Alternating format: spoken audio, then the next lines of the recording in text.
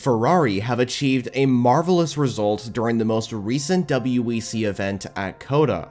This 6-hour endurance race yielded a fierce battle between Ferrari and Toyota for the victory, and ultimately the battle for the win came down to a sprint to the finish between the customer number 83 AF Corse entry defending first from the number 7 Toyota, and it was the former that benefited the most.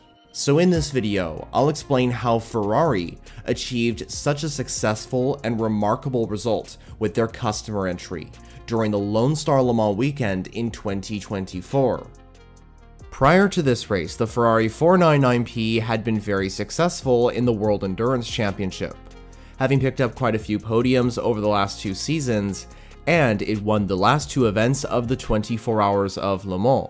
But interestingly, outside of Le Mans, Ferrari had yet to take overall victory in the Hypercar class.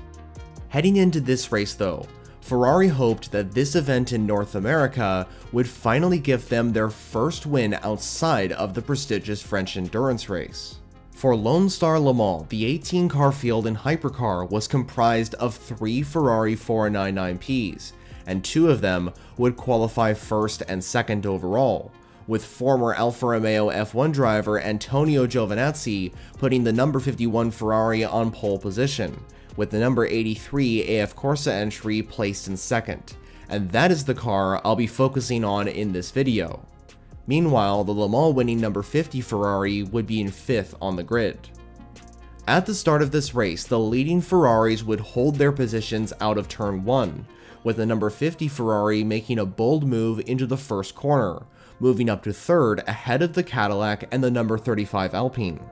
This would mean that the prancing horses would now lead 1-2-3 overall at Cota. 45 minutes in, and all the Ferraris were still placed in the top 3, with a swap for the lead between the number 83 yellow 499P and the factory 51 Ferrari, so things were still going well for the Italian marque.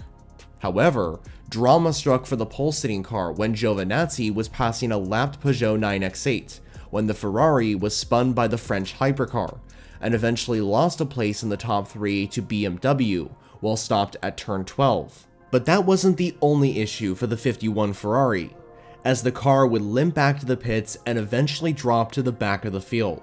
Unfortunately, the pole-sitting car would be forced to retire following the contact, and this was because of a driveline failure, heartbreakingly ending Alessandro Pierguidi's, James Colado's, and Antonio Giovinazzi's day at Cota, leaving the Italian marque with just 2 cars to fight for overall victory. Later on, Toyota joined the fight for the overall win, and soon it became a 2-horse race between the number 83 AF Corse Ferrari and the number 7 Toyota Gazoo Racing entry. Also, I want to mention that Yifei Ye pulled off a great stint in the 83 Ferrari to hold back Dutch racer Nick de Vries in the number 7 Toyota. In fact, all racers in the AF Corse Hypercar had great stints, and truly deserved the result that they would achieve later on. During one of the last pit stop phases, Kamui Kobayashi got his number 7 Toyota ahead of the number 83 Ferrari, moving Toyota to the lead of the race in Cota. If Toyota were able to keep this position, it would be their first win in the WEC at this track, a stat that often doesn't get repeated considering how many WEC wins the Japanese manufacturer has over the years since joining the series in 2012. In fact, the 2024 Lone Star Le Mans was slowly looking to put Toyota on the board of winners for this event, considering that the number 7 Toyota was consistently growing the gap to the number 83 Ferrari, with Kobayashi even sitting over 11 seconds to the car behind at one stage.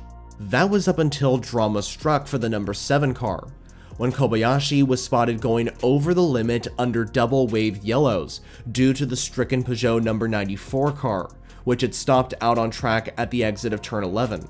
This eventually handed the number 7 Toyota a drive-through penalty, which not only diminished the gap to second place, but dropped the GR010 behind. Ferrari would take back the lead of this race, and now it was down to Robert Shwartzman to continue to keep the gap to the fast-charging number 7 Toyota, with a frustrated Kamui Kobayashi behind the wheel, trying to reclaim the lead. This was one of the most intense times of this race, as the gap between the two cars got as close as 1.9 seconds. But thankfully for Ferrari, the number 7 Toyota did not reclaim the lead, and after a small mistake at turn 1, the results were pretty much decided. Now it was smooth sailing for Shwartzman, who would bring the number 83 Ferrari 499P across the line in first, to therefore allow AF Corse to win the 2024 Lone Star Le Mans overall. Robert Kubica, Robert Shwartzman, and Yifei Ye would stand on the overall podium for the first time, and win Ferrari's first WEC victory outside of the 24 Hours of Le Mans. It's also worth remembering that this was a customer car that won Ferrari the victory, and not one of the factory 499Ps, although the number 50 car did achieve third place, which was a strong result for Ferrari in the championship.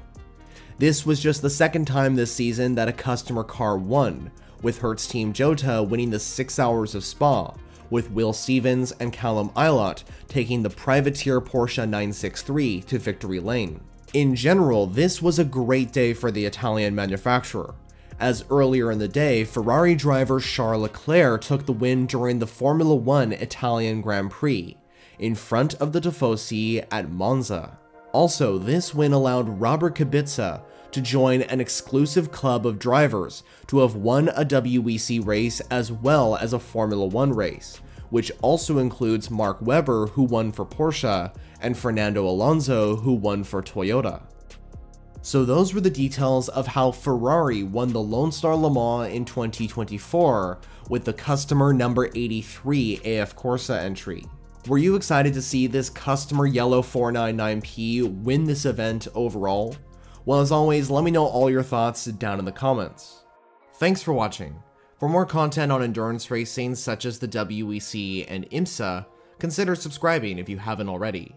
On screen, you'll find some suggested videos to watch next. For now though, that's it for me. You'll hear from me next in the following video.